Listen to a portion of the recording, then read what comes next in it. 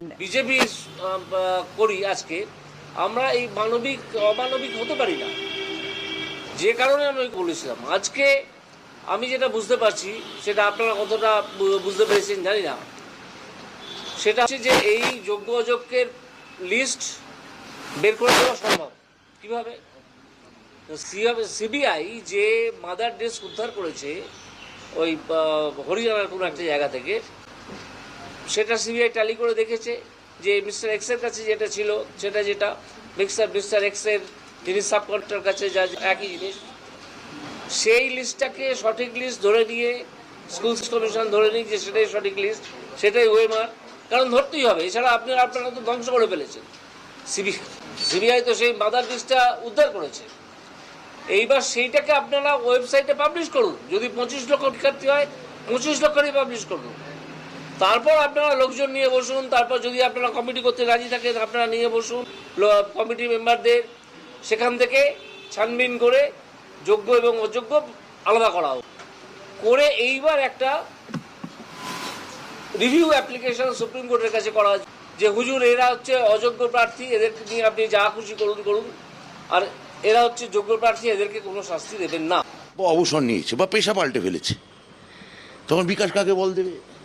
কৃষাণু নেই, মাইনাস করছে, কেউ গোল করতে পারছে না।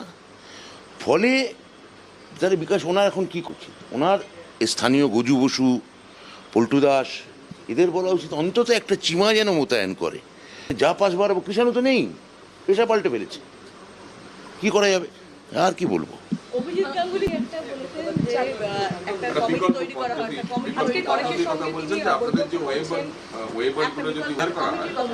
দেখুন, এটা নিয়ে তো আমাদের এমপিরা যা বলার বলেছেন। আমি একটা কথা বলতে পারি যে জাস্টিস অভিজিৎ গাঙ্গুলি তিনি যখন জাস্টিস ছিলেন তখন তিনি অনেকটা পলিটিশিয়ানদের মতো কথা বলতেন, যে বিরোধী দলগুলো আমাদের যা বলে যে প্যানেল বাতিল করে দিন, প্যানেল বাতিল করে দেবো, সব ভুয়ো, চাল কাঁকড় এক করা যাচ্ছে না। আর যখন উনি সাংসদ হলেন, রাজনীতিবিদ হলেন, তখন উনি বিচারপতির মতো করে বলছেন যে যোগ্য অযোগ্য নির্ধারণ করা উচিত, এখনও একটা কমিটিকেও গড়া উচিত, সেই কমিটির মাথায় কোনো অবসরপ্রাপ্ত বিচারপতি বসানো উচিত বা অন্য কাউকে বসানো উচিত। তা আমি আপনাদেরই কোনো একটা সাক্ষাৎকারে দেখেছিলাম যে উনি একসময় চেষ্টা করেছিলেন বা ভালোবাসেন থিয়েটারে অ্যাক্টর হওয়ার। তা আমি একজন থিয়েটারে নিবিষ্ট এতদিনকার ছাত্র হিসেবে বলতে পারি যে একজন উনি যদি অভিনেতা হতে কখনো চেয়ে থাকেন, ওনার জানা উচিত যে একজন প্রকৃত অ্যাক্টরের বোঝা উচিত যে কোনটা কার পার্ট, কার জন্য কোন পার্টটা নির্দিষ্ট। কালকে মুখ্যমন্ত্রী মমতা বন্দ্যোপাধ্যায় বলেছিলেন যে স্কুলে যাওয়ার জন্য, কিন্তু অনেক স্কুলে দেখা গেল যায়নি।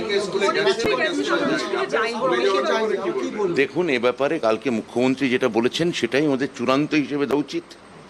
সেখানে একাংশ কি করছেন সেটা তাদের রুচি বা তাদের অভিরুচি।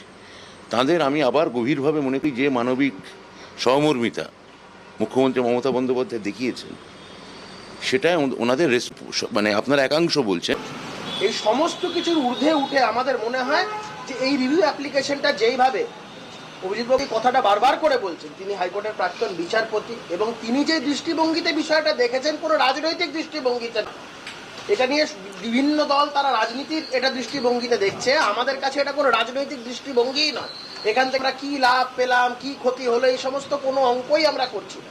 আমাদের একটাই চিন্তা, আমাদের মাথায় একটাই অঙ্ক, যারা যোগ্য তারা যেন কোনোভাবে বঞ্চিত না হয়। তাই আবারও বলছি, রাজ্যের মুখ্যমন্ত্রীর উদ্দেশ্যে দম্ভ ছাড়ুন, অভিজিৎ বাবুর প্রস্তাব মানুন, যোগ্যদের পাশে দাঁড়ান, যোগ্যদের চোখের জলের আর কারণ হবেন না। অভিজিৎ বাবুর প্রস্তাব একমাত্র রাস্তা যোগ্যদের বাঁচানোর ক্ষেত্রে। না, কোনো দেরি হবে না, কোনো দেরি হবে না। আমার সঙ্গে পর্ষদ দিদির মধ্যে কথা হয়েছে, আশা করছি খুব দ্রুত আপনাদের, আমার মনে কথা শেষ করার পর কথা বলা উচিত, তাই না? সেটা ভালো হয় না তো। হ্যাঁ, তো পর্ষদদের সঙ্গে আমার কথা হয়েছে, আশা করছি যে খুব শিগগির এটা ওরা জানিয়ে দিতে পারবেন কবে রেজাল্ট বেরোবে। আক্রমণের অভিমুখটা চলে যাচ্ছে সিদ্ধার্থ দিকে, ব্রাত্যবাবুর দিকে, কিন্তু পেছন থেকে সূত্রে আসছেন তো মুখ্যমন্ত্রী, তাই না? সেই জন্যই আমি বলেছিলাম আপনি রাজনীতি উঠতে উঠুন, এই শুধু নাড়ানাড়ি করবেন না, করে একটা কমিটি করুন, করে খুব তাড়াতাড়ি এটা বার করে দেওয়া হবে। তো এখন আমার যেটা মন্তব্য সেটা আমি বললাম, এবার আপনাদের আর যদি কিছু জানার থাকে বলুন। আমাদের কি আর রাস্তা আমার কাছে থাকা সত্ত্বেও যদি না দেয় আমরা কি করবো? আমরা যারা যারা মামলা করেছিলেন তাদের কাছে একটা লিস্ট আছে, তাদের কাছে যোগ্য যোগ্যের একটা লিস্ট আছে। কিছু না হোক, আমি যখন একটা রায় দিয়েছিলাম 6,000-এর মতো কত ক্যান্ডিডেটকে, তাদেরকে ধরে এগোনো যায় যে এই কজনকে হাইকোর্টেরই একটি আদালত সে পে করেছিল, হাইকোর্টের একটা আদালত সে এই কজনকে অযোগ্য বলে মনে করেছিল।